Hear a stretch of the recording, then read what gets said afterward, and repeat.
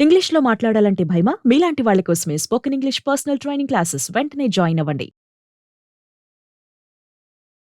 నమస్తే అమ్మా. నమస్తే అమ్మ. కృష్ణాష్టమి శుభాకాంక్షలమ్మా మీకు. అమ్మ మీకు కూడానమ్మా కృష్ణాష్టమి శుభాకాంక్షలు. కృష్ణాష్టమి యొక్క విశిష్టత హ్మ్. ఎప్పుడు ప్రతి సంవత్సరం చెప్పుకుంటూనే ఉంటాము. మరొక్కసారి మా అందరికి తెలియచేయండి. అమ్మ ఎవరిదైనా పుట్టినరోజులు ఎందుకు చేసుకుంటాం? సంతోషంగా ఉండటానికి, ఆ. ముందుకు వెళ్ళటానికి. వాళ్ళు పుట్టినరోజున వాళ్ళని తలుచుకుని వాళ్ళు దేనివల్ల ఇవాల్టి దాకా మనకి గుర్తున్నారో ఆ భావాలు మనలో పుట్టేట్టుగా చేసుకునే రోజు పుట్టినరోజు. కృష్ణ తత్వాన్ని మనలో నింపుకునే రోజు. కృష్ణుడు గురించి తెలుసుకుని ఆయనకున్నటువంటి సద్గుణాలలో ఒక్కటన్నా వచ్చే కృష్ణాష్టమి లోపల నాలో నేను పెంపొందించుకోవాలి అని నిర్ణయం తీసుకోవలసినటువంటి రోజు. అట్లా అందుకోసం పెద్దల యొక్క జయంతులు మనం జరుపుకుంటూ ఉంటాం. జయంతి అనేటటువంటి పదం అసలు జయంతి అంటే చాలమ్మా కృష్ణాష్టమి అనే లెక్క. అందరిది కాదు, జయంతి అనగానే కృష్ణుడు కానీ అంత ప్రఖ్యాతం. ఎందుకంటే అతి కొద్ది కాలం క్రితమే కదమ్మా ఈ లోకంలో ఇక్కడే మనతో పాటు మనలాగే ఇక్కడ నడిచి తిరిగినటువంటి వాడు కృష్ణుడు. అటువంటి కృష్ణుడి నుంచి మనం ఏం నేర్చుకోవాలి? ఎందుకు ఆయన అష్టమి నాడు ప్రత్యేకంగా ఆయన్ని గురించి మనం తలుచుకుంటాం అంటే, కృష్ణుడు 8వ నెల పుట్టాడు. తల్లి గర్భంలో 8వ నెల పుట్టిన పిల్లలు ఎక్కడ బతకరు కదా. 8వ నెల 7వ నెల అన్నా బతుకుతారు కానీ 8 కష్టం అంటారు. 8 కష్టం అంటారు. 8వ నెల అష్టమి తిథి నాడు అర్ధరాత్రి జోరున వాన పడుతూ ఉంటే మొత్తం అంతా చీకటిగా ఉన్న సమయంలో పుట్టాడు. శ్రీకృష్ణుడు అవతరించేటటువంటి సమయానికి దేవతలందరూ వచ్చారు. ఆయన శ్రీ మహావిష్ణువు ఎలా అవతరిస్తున్నాడు అనేటటువంటి ఘట్టాన్ని చూడడానికి. పైగా అదేమన్నా మామూలు ప్రదేశం అమ్మ, చెరసాలలో ఎవరన్నా అక్కడ పుడతారా? అది చూడడానికి వాళ్ళందరూ వచ్చారు, కీర్తించారు. పుట్టగానే దేవకి వసుదేవులకి కృష్ణుడు తను 4 చేతులతో ఆభరణాలతో కేయూరము కిరీటము వీటన్నిటితో సాక్షాత్తు విష్ణుమూర్తిగా దర్శనమిచ్చాడు. ఇచ్చి వెంటనే తనని గోకులం తీసుకుని వెళ్ళి నందుడి భార్య యశోద పక్కలో పడుకోబెట్టి అక్కడ ఉన్నటువంటి బిడ్డని ఇక్కడికి తీసుకురమ్మని చెప్తారు. ఈ మాట అన్నారు, అయిపోయింది. ఇంత చెప్పిన తర్వాత కూడా ఎప్పుడైతే ఆయన అంతర్ధానమై పసిపిల్లాడిలాగా కనపడ్డాడో దేవకి వసుదేవులకి మళ్ళీ మాయ కమ్మేసింది. అయ్యో నా బిడ్డ కొంచెం బాధే కలిగింది పాప, ఎంత లేదైనా. కానీ వసుదేవుడు మాత్రం కర్తవ్య నిర్వహణ చెయ్యాలి కదా. అందుకే నా బిడ్డను తీసుకుని బయలుదేరాడు. చెరసాల తలుపులన్నీ తెరుచుకున్నాయి. అలా ముందుకు వెళ్ళిపోయాడు. వెళ్ళిపోతూ ఉంటే యమున దాటితే కదా అటు పక్కన గోకులం ఉండేది. ఇంకా బృందావనం కాదు, అది గోకులమే. ఆ గోకులం అక్కడ ఉంటుంది కదా, అక్కడికి వెళుతూ ఉన్నాడు. ఆ వెడుతూ ఉంటే యమునలో ఈయన దిగంగానే యమున దారిచ్చింది కానీ అలలతో పైకి లేస్తోంది. బాగా ఎంత బాగా పైకి లేస్తోందంటే ఈ వసుదేవుడు మునిగిపోతానేమో అన్నంత భయం వచ్చేటట్టుగా అలలు పైకి లేస్తున్నాయి. లేస్తూ ఉండేటప్పటికల్లా వసుదేవుడికి కొద్దిగా బాధేస్తుంది. తను పోతే పోయాడు కానీ బిడ్డ బతకాలి అని కోయిలే అని గట్టిగా అరుస్తున్నట్ట. కోయిలే అంటే ఎవరైనా వచ్చి తీసుకోండి అని. ఇప్పటికే కోయిలే అనే గ్రామం ఉందమ్మా అక్కడ. మధురా నగరం నుంచి అటు వెడుతూ ఉంటే యమున ఒడ్డున కోయిలే అంటారు. ఇప్పుడు కోయిలే అన్నదే కోయిలే. అప్పటికి కృష్ణుడికి అర్థమైంది ఈ యమున ఎందుకు పైకి వస్తుందో. అందుకని ఒక కాలు ఇలా బుట్టలో నుంచి కింద పెట్టాడు. ఆ పాదస్పర్శకి యమున అణిగారింది. ఎందుకంటే కృష్ణుడిని స్పృశించాలి అన్నటువంటి తాపత్రయంతో పైకి లేస్తోంది. దాని కోరిక తెలుసుకున్నటువంటి కృష్ణుడు విషయం కదా వెంటనే. అందుకే మీరు యమునా నదిని దాటుతున్న వసుదేవుడు తల మీద బుట్టలో బిడ్డని పెట్టుకుని వెడుతుంటే కాలు ఒకటి బయటికి కనపడుతూ ఉంటుంది. ఎందుకంటే యమునా నదికి తన స్పర్శను అందించటానికి అటు వెళ్ళాడు. అక్కడికి వెళ్ళి యశోద పక్కన ఉన్నటువంటి బిడ్డను తీసుకుని బయలుదేరాడు. ఆడపిల్ల. అక్కడికి ఈయన వెళ్ళేటప్పటికి అక్కడ అందరూ కూడా పురిటింట్లో మత్తెక్కి నిద్రపోతూ ఉన్నారు, మాయలో ఉన్నారు. ఈయన తీసుకుని వచ్చేసాడు. ఈయన వచ్చాడు, అన్ని తలుపులన్నీ వాటంతట అవే మూసుకుపోయినాయి. యథాప్రకారంగా కెవ్వని కేకేసింది ఈ బిడ్డ. ఈ బిడ్డ కేకేయంగానే దేవకికి బిడ్డ పురుడొచ్చింది అని చెప్పి అందరూ కంసుడి దగ్గరికి వార్త పట్టుకెళ్ళారు. వచ్చాడు. వచ్చి చూస్తే ఉంది ఆడపిల్ల. పాపం బతిమాలుతుంది, అన్నా మేనల్లుడు కాదు కోడలిది అని బతిమాలుతుంది.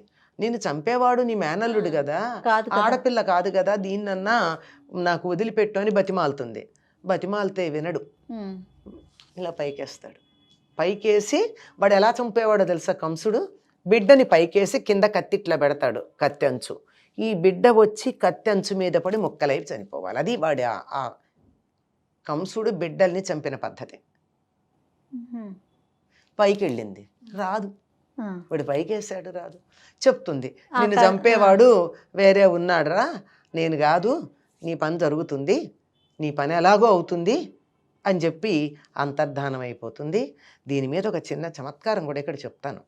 ఏమంటే చాలామంది ఈ మధ్యకాలంలో ఇది కృష్ణాష్టమి అంటే కృష్ణుడు పుట్టినరోజుగా జరుపుకుంటున్నాము, అసలు ఆ అమ్మాయి పుట్టిన దాని గురించి ఎవరు తలుచుకోవటం లేదండి, ఎంత దుర్మార్గం అని ఎవరో పోస్ట్ పెట్టారు. ఎందుకు తలుచుకోవటం లేదు? తలుచుకుంటాం. ఆవిడ ఉన్నదా, వాడిని బెదిరించింది, వెళ్ళిపోయింది, కనపడలేదు కదా, వెళ్ళిపోయింది. అది తలుచుకోకుండా ఎక్కడా లేము. ఆవిడ్ని కృష్ణ సహోదరి అని పిలుచుకుంటూనే ఉంటాం. ఇంకా ఆవిడ గురించి ఎక్కడ ప్రస్తావన లేదు ఎక్కడ. ఆవిడ అంతర్ధానం అయిపోయింది కదా, అయింది. వీడు ఎంత కంగారు పడాలో అంత కంగారు పడ్డాడు, అది అనుకోండి.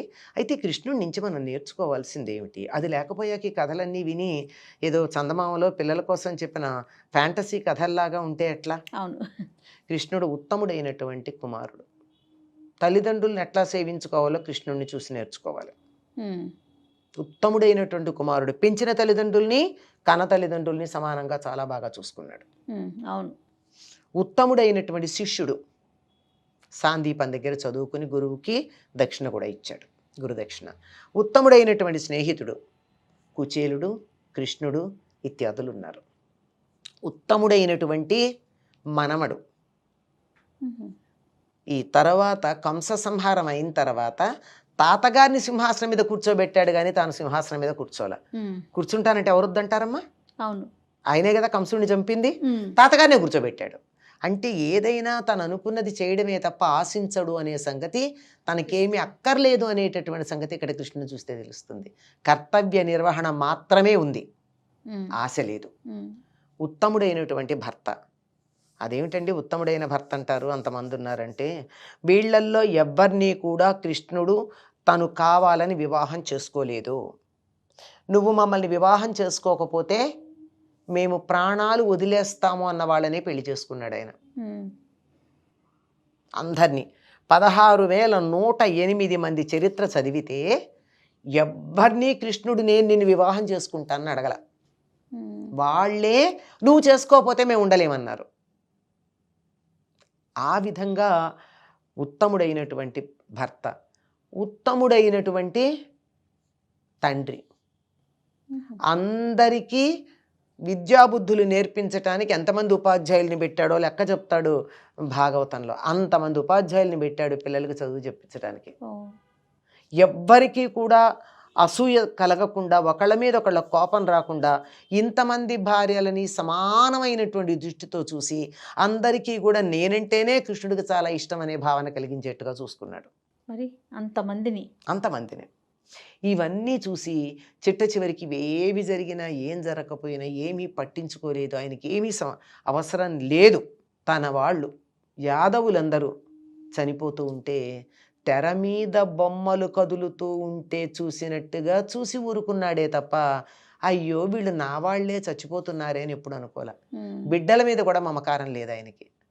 దేని మీద ఉంది? ధర్మం మీద ఉంది. ధర్మం తప్ప మరి దేని పట్ల ఆయనకి అనురక్తి లేదు. ధర్మాన్ని నిలబెట్టడం కోసమే అవతరించినటువంటి వాడు కనుక కృష్ణుణ్ణి తలుచుకున్నాము అంటే అర్థం ఏమిటి? ధర్మం కోసం ఏ రకమైనటువంటి బంధాలు అనుబంధాలు పట్టించుకోకూడదు, ధర్మం మాత్రమే ప్రధానం. గాంధారి ఉంటుంది, యతో కృష్ణ తతో ధర్మ యతో ధర్మస్తతో జయ అంటుంది దుర్యోధనుడు తనకి నమస్కారం చేయడానికి వచ్చినప్పుడు. కృష్ణుడు ఎక్కడుంటే అక్కడ ధర్మం ఉంది, ధర్మం ఎక్కడుంటే అక్కడ విజయం లభిస్తుంది. నాకు అమ్మ నేను యుద్ధానికి వెడుతున్నాను, నాకు ఆశీర్వదించు అంటే కొడుక్కి ఇచ్చిన ఆశీర్వాదం అది ఆవిడ. ఎంత ధర్మాత్మురాలో ఆలోచించండి. చెప్పింది ఆవిడ, మంచి మాటలే చెప్పింది కొడుక్కి కూడా. వాడు వినలేదు, ఏం చేస్తాం. కనుక ఎక్కడ ధర్మం ఉంటుందో అక్కడే ఉంటాడు కృష్ణుడు. కృష్ణాష్టమి చేసుకుంటున్నామంటే అర్థం ఏమిటి? ధర్మాన్ని నిలబెట్టడానికి వ్యక్తిగతమైన ఇష్టానిష్టాలు, బంధాలు, అనుబంధాలు, చుట్టరికాలు ఏవి అడ్డు రాకుండా ధర్మం కోసం మనం ప్రయత్నం చెయ్యాలి అని అర్థం. దానికోసం మనని మనం ఒకసారి భుజం తట్టుకుని గుండెల్లో కృష్ణుడిని నింపుకుని ధర్మం కోసం ఒక అడుగు ముందెయ్యాలి అనే నిర్ణయం చేసుకోవాల్సినటువంటి రోజు కృష్ణాష్టమి. తప్పకుండా అమ్మా. నమస్తే.